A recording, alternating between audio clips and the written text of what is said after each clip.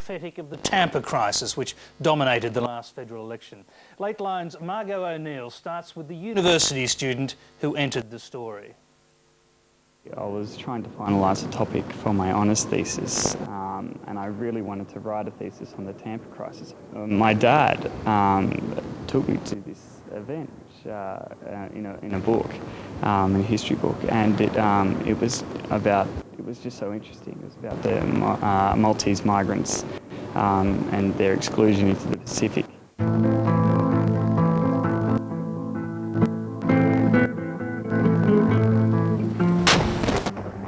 As the carnage of the First World War drags on in 1916, thousands of wounded Australian soldiers are treated on the island. In fact, Malta is dubbed the nurse of the Mediterranean. We will carry back to Australia undying gratitude, which time can never efface. H. Worthley, Australian Imperial Force. Tart knows about the Australians, not just because of the wounded Anzacs. Like many young Maltese men, he'd also served at Gallipoli. But now back in Malta, he can't find work. In Malta, there was nothing for me. People had mentioned Australia was a prosperous country, and I said to myself, I'll take my chance. Emmanuel Attard. He decides to migrate. I had to tell Mum. I could see tears in her eyes. It was agony. I said, Samour Ma. I got the last kiss. I became an orphan. In 1916, Emmanuel Attard and about 300 other Maltese men, all of them legal migrants, many of them Gallipoli veterans, most of them deeply in debt after paying full fare, board 2 ships and set sail for Sydney with high hopes. They have no clue about the storm ahead.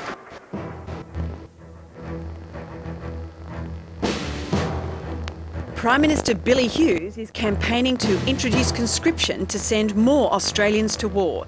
There's to be a referendum on October 28. But he's bitterly opposed by the Labor movement. It's late September when the first group of 97 Maltese immigrants sail into Sydney Harbour and into the middle of Australia's war over conscription. The unions brand the Maltese cheap labour, who'll steal jobs from Australians forced to go to war. It became hysterical and greatly exaggerated, and it became vindictive as well. Prime Minister Hughes responds quickly, but not to defend the rights of the Maltese. He sees them as a threat to his referendum. While the Maltese are allowed ashore, Hughes demands the British Colonial Office stop any more Maltese men receiving passports to Australia. Prime Minister Hughes promised that, that there would be no further boatloads of foreign workers. Problem solved for Billy Hughes. But then he heard that another boat was on its way. Another boat called the Gange is indeed on its way, and this time there are more than 200 Maltese migrants, including young Emmanuel Attard, and it's due to dock on the very day of the referendum. Prime Minister Hughes springs into action. First, he tries to conceal that the boat is coming at all. The Commonwealth Censor declares that reports about the Gange are prohibited publications. Then Hughes has the Governor-General, Sir Ronald Munro Ferguson, advise the British Colonial Office that if the Gange arrives on schedule, it will kill the referendum, which would be a great national disaster. Hughes wants the ship stopped, diverted, delayed. But there's another problem. It's a French ship. Its ultimate destination is New Caledonia, to relieve French troops. The Colonial Office warns Hughes. No way is it now possible to prevent their arrival. And then the story leaks. A Maltese invasion. Coloured job jumpers coming to Australia. More on the way. Europeans will not work with them. Invasion. But none of this deters the French captain of the Gange. His ship arrives in Melbourne as scheduled on the morning of the referendum. Emmanuel Attard knows something is wrong when Australian soldiers prevent the Maltese going ashore. So he and a few others jump ship, only to be recaptured. I was thinking of my mother. She needed money. Emmanuel Attard. Billy Hughes vows the Maltese will never disembark in Australia, so they're forced to sit a language test in Dutch. Naturally they fail, which is the intention of the dictation test, and therefore within the law are prohibited immigrants. But where can they go now? Billy Hughes opts for a Pacific solution and sends them onto New Caledonia.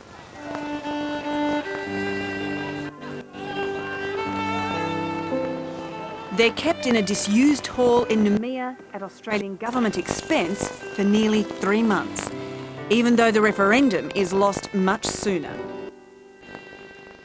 But it's no longer about conscription, it's about race, in a country founded on the White Australia policy.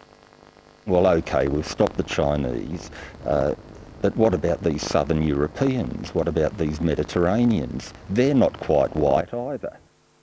Unable to get the Maltese to agree to go somewhere else, Billy Hughes finally brings them back to Sydney, where they're imprisoned on an old hulk in Berries Bay in Sydney Harbour.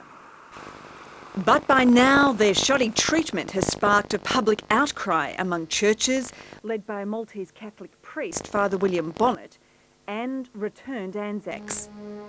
To exclude such men seems to be a most ungrateful return for the great love and kindness which was shown by the Maltese to our Australian sick and wounded men.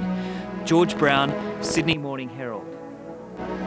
Even the British Colonial Office deplores the whole affair as an act of gross injustice carried out under a mockery of legality.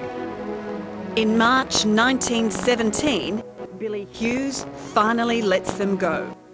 After a few years, most of the Maltese go home, but Emmanuel Attard stays. He marries, has children and grandchildren. He never speaks about the Gange until the end of his life, and he's surprisingly unembittered. He was only in Australia a year and he joined the Australian Army and he went back to he went to France in the army. He got on well with the Australians. If there was any bitterness at all, it would have been towards the government or the government officials who stopped the Maltese from getting off the ship.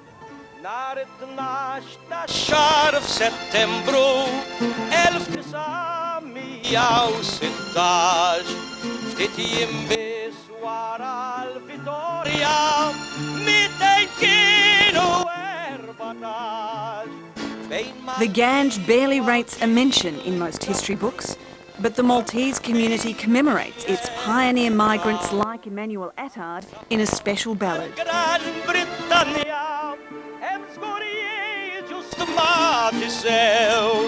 They're called It Falta Billy Hughes, the children of Billy Hughes.